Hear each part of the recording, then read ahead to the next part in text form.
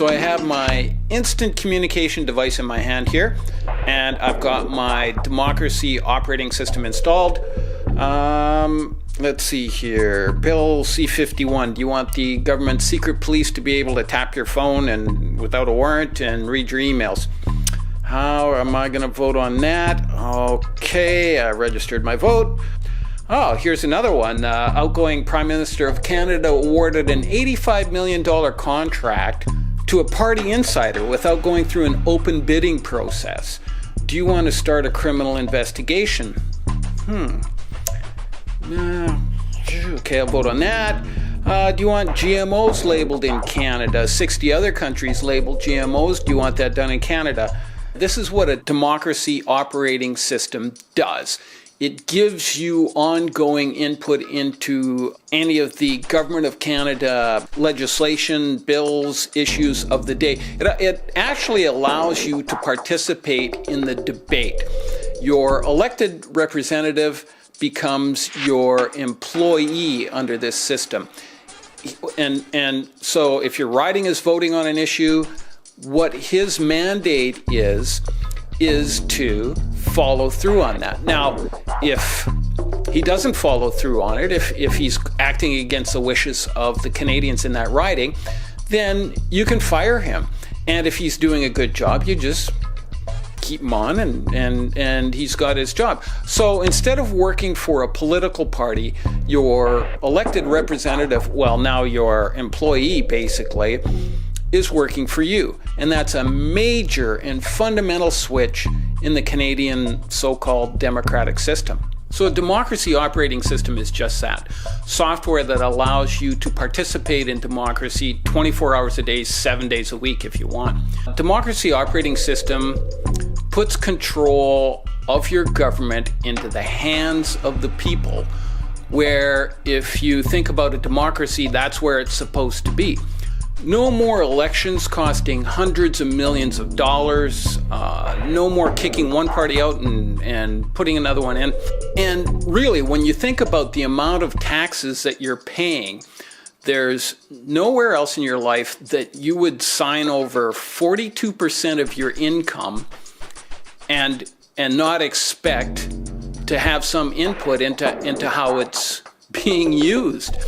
And that's exactly what happens in this so-called democracy that we have in Canada. So let's work in round numbers here. Suppose you've got $100,000 coming into your household, and you're going to write a check to somebody for $42,000 to deliver services to you. Would you just say, oh, great, we'll see you in 4 years, that's when your performance review is? Of course you wouldn't. So that's the idea of democracy software, is that you get ongoing input. It allows you to look into whatever government issues that you're considering on a very deep basis.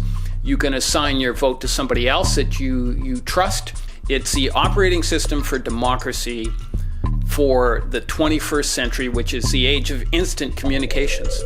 The other thing that democracy operating system does is it shines lights into all the parts of the government operations, into the little nooks and crannies, and into all the little dark places that they don't want you to see or know about. It allows you to communicate with the people that are actually producing government reports, government documents, scientists. All of this information is yours, by the way. It's clearly established in Canadian law that if you pay an employee to produce something, that is indeed your property. So you have every right of access to any of the information that is being produced by the Government of Canada. So what a democracy operating system also does is it delivers something that politicians have been promising since for the last 150 years, and that's open, accountable government, but they've never been able to deliver it. So the democracy operating system allows us to help them deliver that promise. Somebody telling you that you can't see your property is not democracy, it's something else. The idea that you're going to be able to access something through a Freedom of Information Act. let's just think about this for a while. Suppose, let's take our $100,000 a year couple. They turn over $42,000 of that to the federal government. And the federal government says to them, okay, we're going to take that money and we're going to negotiate secret trade deals that affect you, but you're not going to be able to find out what those deals are. Where else in your life would this happen? Let's say you're going for a mortgage and somebody's going to give you a $42,000 loan. So you go to the bank and the bank manager and your account manager get together, negotiate a secret deal, and come back and say, okay, your mortgage is good.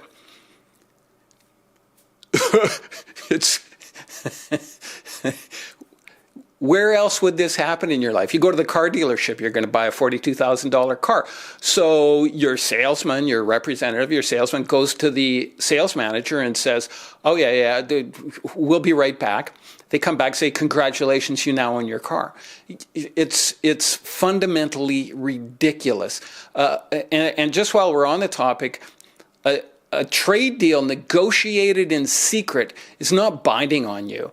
There is no precedent in law that says that you are bound by some agreement that some people went off without any representation, without any input into it, without any input potential. You don't even have any potential for input. They're just going to pass this law, and all of a sudden it becomes law. They take your money and circumvent the government of Canada, the sovereign government of Canada legislation, circumvent the court systems and say, okay, you're paying for this now. Seriously? So one of the questions at this point is, who would bring in this a platform where you would be able to access government data online? And the fact of the matter is, governments are already moving to this model. It's called the open data movement, and it's not something that's publicized a lot. You're not going to hear about it in the mainstream media, except maybe for the odd story. But open data means that you have access to the data that the government is producing. And why they do that is so that anybody can go in there, look at the data, find out all types of information that the government is producing, and use that information for the betterment of their business, their society, their communities. And open data is well established. The government of Alberta has an open data platform that they've brought in. So this is nothing new. Allowing access to information that is already online is a fairly simple matter, and that's what a democracy operating system would do. So the question is, would the government of Canada put in a democracy operating system? And the answer to that is, of course they wouldn't, because it would take control from the political parties, it would take control from the centralized cabinet. Canada has been described as one of the most centralized governments in the world, and it would put control of government operations back in the hands of the people that are paying for it. And the last thing that the ruling class, the last thing that the elites want is for you to have control in a system, even though it's a democracy. So the democracy operating system would fundamentally enhance democracy by allowing input into it. For young people, it would be like bees to honey. A democracy app would be something that would revive democracy in Canada. If you consider that in the last election, I'm not talking to 2015, I don't know what the numbers are there, but in the last election, 75% of young Canadians didn't vote in the last elections. That's 3 out of 4 young people. A democracy operating system would bring these people back into democracy. So, the question is, who would bring in the democracy operating system? And it would have to be a people-led initiative. If you brought this democracy operating system into one riding in Canada, you would revolutionize how the political system is run and operated. It would put control of your taxes, it would put control of your government right where it's supposed to belong, in the hands of the people. And that's the power of a democracy operating system.